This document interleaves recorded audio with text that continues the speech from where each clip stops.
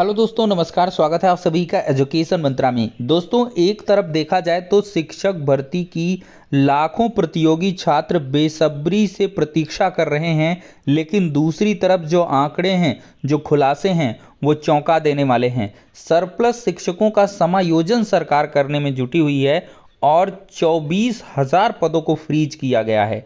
ये चौंकाने वाला खुलासा हो चुका है दोस्तों। सरकार ने 24,000 शिक्षकों की भर्ती के जो पद हैं उनको फ्रीज कर दिया है। और दोस्तों, प्राथमिक शिक्षा विभाग में भी ये चीज़ें चालू हैं और बहुत जल्द ऐसा समय आने वाला है जब देखा जाए तो शिक्षक भर्तियों की एक तरीके से बहुत ही कमी हो जाएगी। शिक्षक भर्तियां आएंगी ही नहीं अगर इसी तरीके का काम चलता रहा। दोस्तों, हम बात कर रहे हैं एडेड कॉलेजों के शिक्षकों के समायोजन के आदेश के बारे में। दोस्तों, एक्ट में प्रोविज़न भी नहीं है, लेकिन समायोजन किया जा रहा है।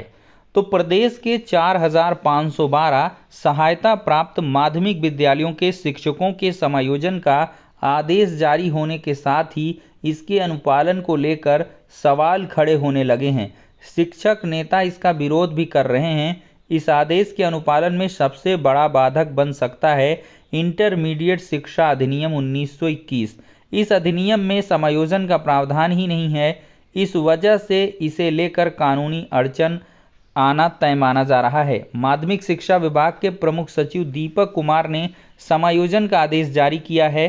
सरप्लस शिक्षकों के समायोजन के लिए प्रदेश स्तर पर माध्यमिक शिक्षा निदेशक और मंडल स्तर पर मंडलीय संयुक्त शिक्षा निदेशक की अध्यक्षता में कमेटी गठित की गई है। दोस्तों, आपको यहाँ पर हम मेन पॉइंट बताएंगे। तो यहाँ पर आप लोग देखिए, 27 सितंबर 2019 को टास्क फोर्स गठित करते हुए सभी एडेड कॉलेजों में छात्र संख्या के अनुसार अध्यापकों की जनशक्ति निर्धारित कराई गई।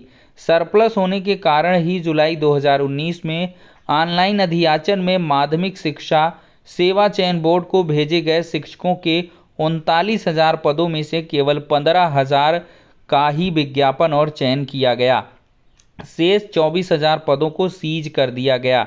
तो फिर 3 साल में ही समायोजन की आवश्यकता कैसे पड़ गई, आप समझ सकते हैं। 39,000 पदों पर भर्तियों की बात चल रही थी, जिसमें आपकी टीजीटी पीजीटी भर्ती हो चुकी है जो लगभग 15,000 पदों पर हुई है।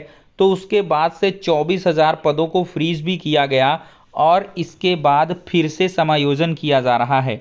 मतलब टीचर्स सरप्लस हो गए हैं। तो ये कहीं ना कहीं छात्र शिक्षक अनुपात को लिया जा रहा है। तो यहाँ पर हम पढ़ते हैं, लाल मणि द्विवेदी हैं प्रदेश महामंत्री माध्यमिक शिक्षक संघ, ये ठकुराई गुट के हैं।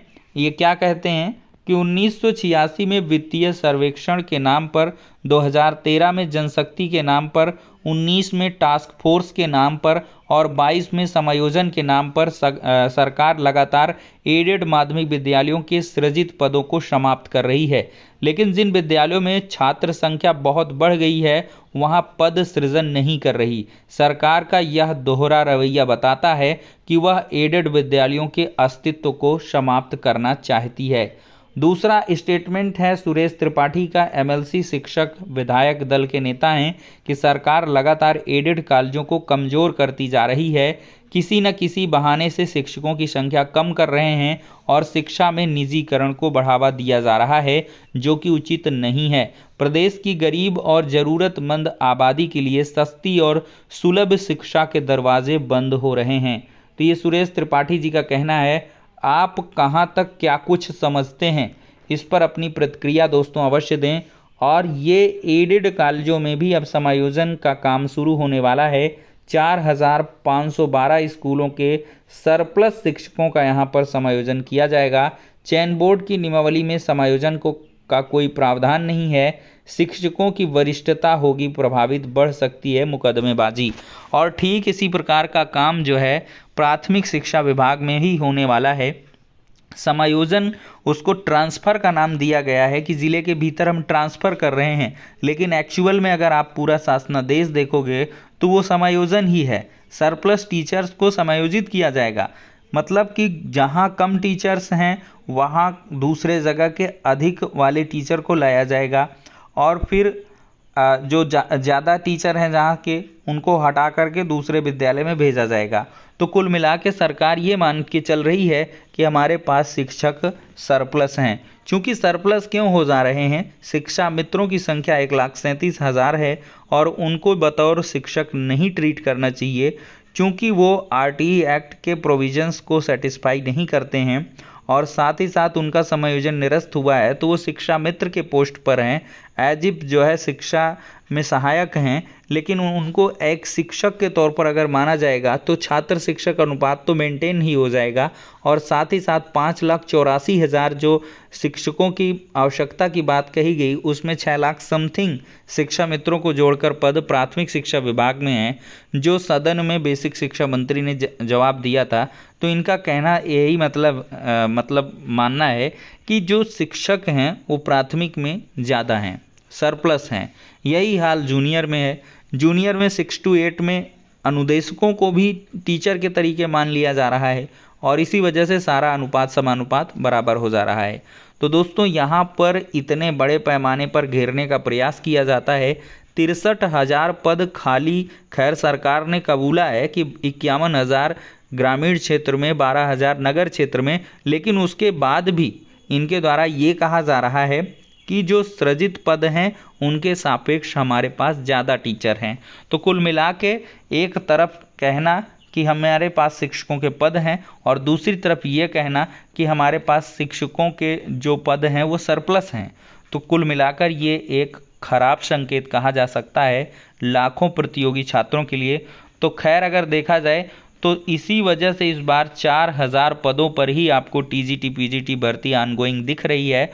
और साथ ही साथ पिछले दिनों सदन में ही ये मामला उठा था, जो तदर्थ शिक्षक हैं, लगभग 22,000 तदर्थ शिक्षक हैं, तो उनको भी सरकार अब एज इफ टीचर ही ट्रीट करेगी, जिससे कि जो छात्र शिक्षक अनुपात है वो बराबर रहे। और इसी वजह से कहा गया है, गुलाब देवी जी ने कहा है कि जो भी तदर्थ शिक्षक है उसकी न सेवा समाप्ति की जाएगी, न उसका वेतन रोका जाएगा, और अगर ऐसा कोई करता है तो उसके खिलाफ कठोर कार्रवाई की जाएगी। तो कुल मिलाकर ये मापदंड सरकार के हैं और आगे आने वाला समय जो है काफ़ी कठिन दिखाई पड़ रहा है, क्योंकि निजीकरण की तरफ कहीं ना कहीं जो झुकाव है वो सरकार का दिख रहा है। और इसी वजह से जो भी ऑनगोइंग कोर्सेज हैं उनका क्रेज़ लगातार घटता चला जा रहा है। डीएलएड कौन आज के टाइम पर करना चाह रहा है, क्योंकि यहाँ पर भर्तियाँ ही नहीं आ रही हैं। बीएड से कुछ बची कुची आस रहती है कि भाई चलो ना हुआ प्राइमरी में तो अपर प्राइमरी में या एडेड में या टीजीटी पीजीटी में, जीआईसी में, इन जगहों पर वह अप्लाई कर सकता है। मल्टी डायमेंशनल हो जाता है स्टूडेंट। अगर ऐसा ही हाल रहा, अब एडेड में भी संभावनाएं अगर ख़त्म हो जा रही हैं, तो ये सारे कोर्सेस पूरी तरीके से खाली जाने वाले हैं, क्योंकि यहाँ पर जब भर्तियाँ ही नहीं आएंगी तो किस बात का बच्चे प्रशिक्षण प्राप्त करेंगे।